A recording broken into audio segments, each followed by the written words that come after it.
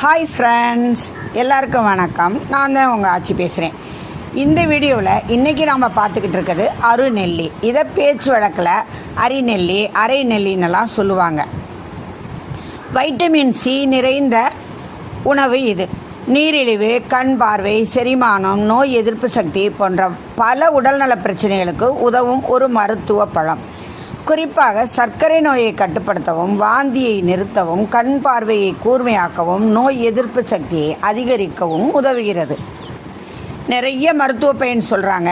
நீரிழிவுக்கு அரைநெல்லி சாரும் பாகக்காய் சாரும் கலந்து குடிக்கிறது இன்சுலின் சுரப்பை அதிகரிக்க உதவும். கண் ஆரோக்கியத்துக்கும் அருநெல்லி மற்றும் சாதாரண நெல்லியை சம அளவில் சாப்பிட்டு வந்தால் கண் பார்வை கூர்மையாகும். அரைநெல்லி சாருடன் சீரகம், நெல் பொரி, திப்பிலி சேர்த்து கஷாயம் வச்சு சர்க்கரை சேர்த்து குடித்தால் வாந்தி உடனே நிற்கும். அரைநெல்லி செரிமான மண்டலத்தை வலுப்படுத்தி வயிற்று பிரச்சனைகளையும் சரி செய்ய உதவுகிறது. இதில் உள்ள வைட்டமின் சி சத்து உடலின் நோய் எதிர்ப்பு சக்தியையும் அதிகரிக்கிறது.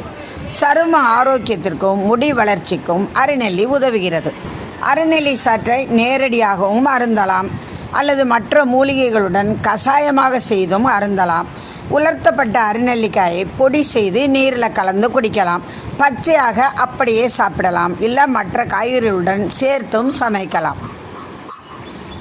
தேவலோகத்தில் இந்திரன் அமுதத்தை உண்டபோது அதில் ஒரு துளி பூமியில் விழுந்ததால் முளைத்ததுதான் நெல்லி மரம் என்று கருதப்படுகிறது.